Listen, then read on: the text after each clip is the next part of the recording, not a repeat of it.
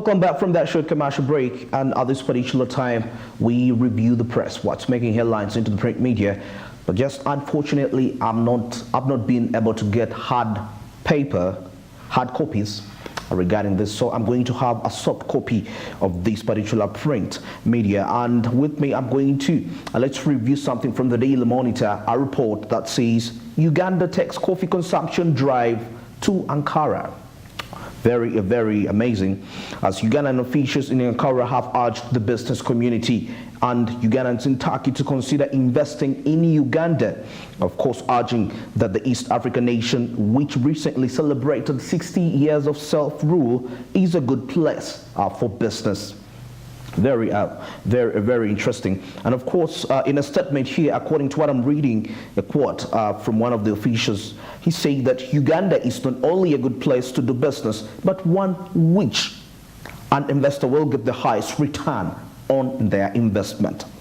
Uganda's ambassador, that's designated to Turkey, Nasura Tiperu Omal, told members of the Turkish business community and Ugandans who had gathered at the Workers' Coffee House in Ankara, that's for coffee cupping testing as part of the officials' efforts, that's to promote Uganda's coffee industry aimed at making a mark in the global market. Very interesting insight. Maybe just a brief before we get into the international news, because as far as I know, I'm out of time for this. Uganda's coffee exports to Turkey currently stand at 3,000 bags monthly, according to government, as the Sunday event organized in conjunction with the Ministry of Foreign Affairs is one of the activities of the embassy which undertook to commemorate that's Uganda's 60th independence anniversary, and its purpose, Ugandan officials said, was to increase to promote awareness about the country's coffee among Turkish importers and consumers. All right, and that's it for this particular segment of the press review. And now let me get straight to the international news and see what's making headlines across borders, that's away from Uganda, and it could be within the region, it could be our neighboring countries within the East African region. Let's get straight to the international news.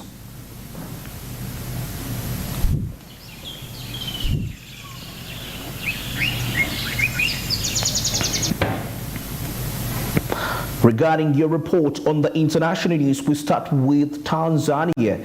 Of course, as the Bank of Africa issues 72 billion shillings loans to SMEs, small and intermediary enterprises in Tanzania.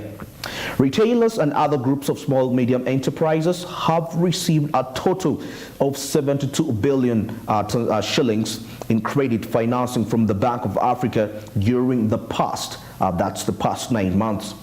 The amount was part of the 250 billion that's in loans that the lender has disbursed that's during the first 9 months of the current calendar year, as the Bank of Tanzania Bank of Africa, that's Tanzania, that's the branch in Tanzania, Chief Executive Officer Mr. Adam Mihayo said at the weekend. The bank said in a statement that Mihayo was speaking during that's the Village Community Bank session, and of course a night out event in Dodoma. The Dodoma Regional Commissioner Miss Rosemary Senyamule graced the event regarding that. In its strategic plan, Bank of Africa seeks to collaborate with other stakeholders, including IFC and disburse over 315 billion in loans to small and intermediary enterprises. And of course, a part of the money would be issued in form of credit guarantees. In her remarks, Ms. Senyamule applauded the Bank of Africa and other stakeholders who are making efforts to empower the small and intermediary enterprises. She called upon the core groups to work hard and diligently, that's in order to sum out the poverty within the country. Okay, now away from Tanzania, still in Africa, and this time around we are looking at the Youth Connect 2022 Youth Connect Africa. As the 2022 Youth Connect Africa Summit ends in Rwanda with calls to invest in the youth. According to the report, the 50th edition of the Youth Connect Summit ended in Kigali, that's Rwanda, Saturday, that's October 15th, after 3 days of conferences, master classes, and networking sessions. Thousands of young innovators and leaders from across the world attended the event to discuss the different ways to penetrate, to promote growth and advancement of the youth that's in the African continent. This year's summit was on the theme accelerating investments in youth resilient Africa. Very interesting theme right there. It brought together participants from 30 African countries to discuss and chart a way forward on how to involve the youth in Africa, of course in Africa's trade, health, climate resilience, and financing technology and skilling for the future, among other topics. Quite a wide range of subjects that the youth in Africa are going to be engaged in regarding their participation in the economy of the continent. Remember, we are into the revolution of innovation, and Africa is among the continents that are embracing this so hard, and quite a number of innovations are growing up, most especially amongst the youth, as so many courses are being introduced at the university. Of course, exposing this knowledge to the youth regarding innovation. So that's quite very important. And of course, if you have the innovation sector handled properly, definitely other sectors, it's going to be a little much more easier regarding that. Still on that particular report on the Youth Connect, according to findings by the United Nations Development Program, of course, that's 42% of young people that's in Africa don't have access to the funding needed that's to run their businesses. They therefore fail to get that funding sometimes. Their ideas remain in the back of their brains and they are unable to take their dreams to the market and reach that's the customers.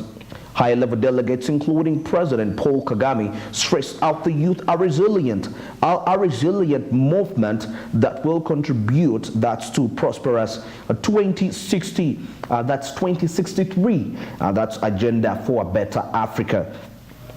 And of course, the African Union's 2063 agenda is the continent's framework which aims to deliver on goals for inclusive and sustainable that's development. According to the African Union, it is a manifestation of the Pan-African drive to unity, self-determination, freedom, progress, and collective prosperity. All right, now that's regarding the African Connect, engaging youths into the economy of the continent, most especially exposing them to the world of innovation to ensure that they make Africa a good place. That's, of course, it's in line with Africa's vision, African Union's vision of 2063 of promoting a better Africa that is resilient to all circumstances regardless when it comes to global economy stability. All right, and now away from that, let's head straight to Kenya, and Kenya's sugar price increases on weak shilling, that's global scarcity. A global shortage of sugar that's under depreciating shilling to the dollar is contributing to the high cost of the product as the regional states opt to sell their commodity to the European market where it is fetching a premium. And of course, still on the report, the sugar prices on the world market would have been volatile in the last 1 year. That's with a ton of product going up from $509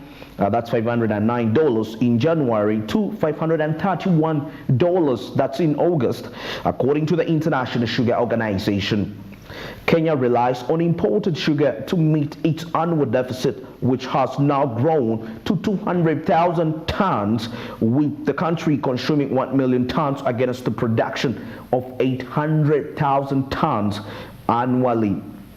The common market for East and Southern African, that's COMESA countries, of course, from where Kenya is allowed to import the commodity, are selling their produce that's to other global regions, especially the European Union, owing to good prices, and that it fetches right there. According to the Sugar Directorate, that's in the EU prices. Prices are higher by at $20, that's per ton, compared to those within the region. Sugar prices have been in a steep rise since August, with a 2-kilo packet retailing at that's 300 Kenyan shillings from 230 Kenyan shillings that was in June. The shilling was exchanging at 121 units to the greenback by Friday. And of course, the sugar production in August dropped by 34%. That's as more factories closed for maintenance amid scarcity of mature canes. Of course, we mean the sugar canes. The shortage of the sweetener that's at the international market has seen Kenya that's lag on the import quota that is supposed to have shipped in. By last month. And of course, as I wind up this report, Kenya ought to have imported 135,000 tons of sugar from COMESA by the end of September, but it has only managed to ship in 80,000 tons. And of course, most COMESA countries are spending more than $600 in production, that's of per ton of sugar. That's compared with Kenya, where factories incur as $900, as high as $900 to make the same amount. All right, and that's it for the international news. It's exactly 15 minutes past the hour of 7 a.m.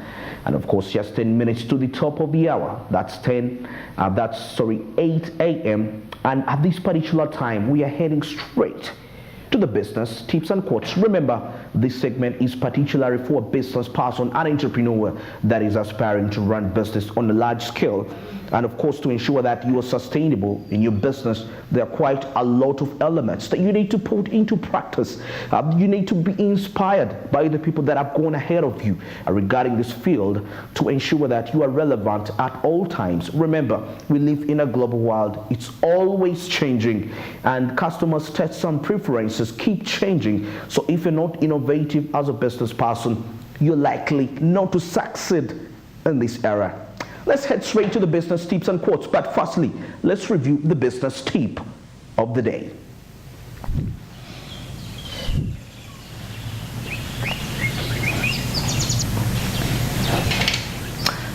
And the business tip of the day today says boost the online presence of your business. And of course, it says no matter how successful your business is offline, its online presence will determine the future success. Having a website not only improves your visibility, but also improves your conversion rate.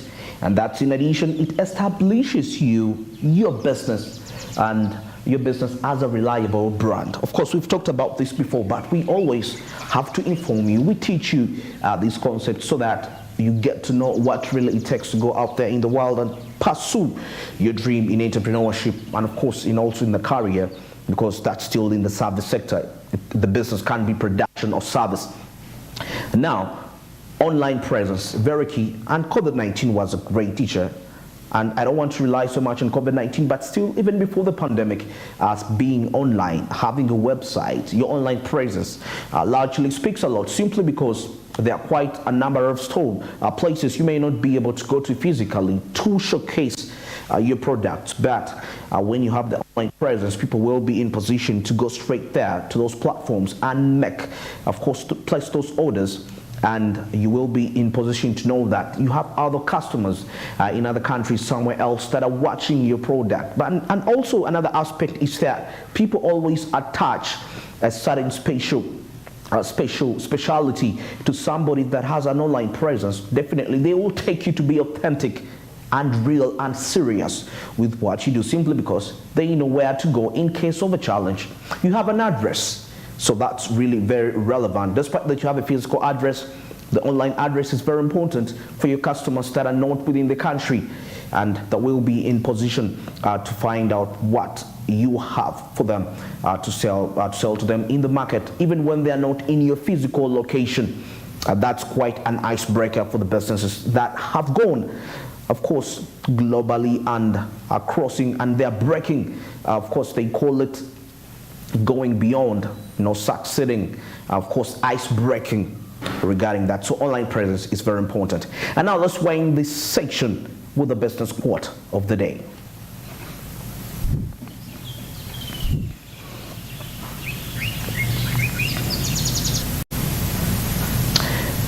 The business quote of the day says, opportunities don't happen, but you create them. Very interesting insight right there. I believe you can. It's very easy, I think, very plain as the way it is. Yeah, it's not the first time we're doing this. And of course, I get to understand that sometimes you can create. And this is the core of entrepreneurship.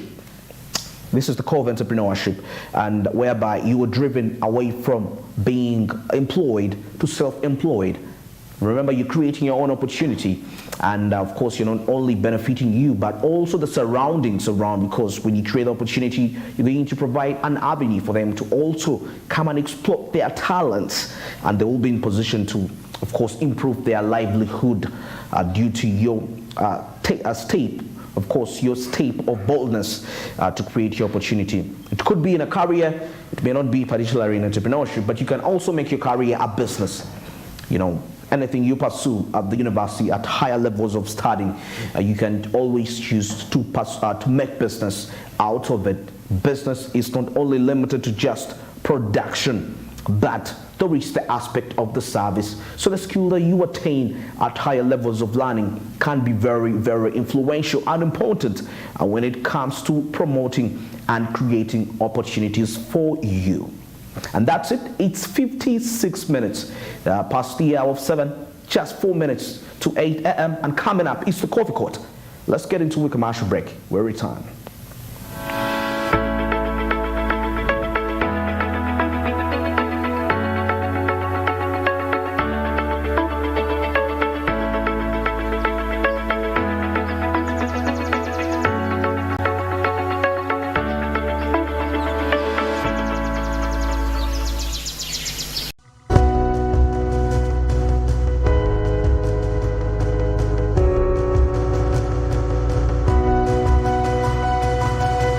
Smart 24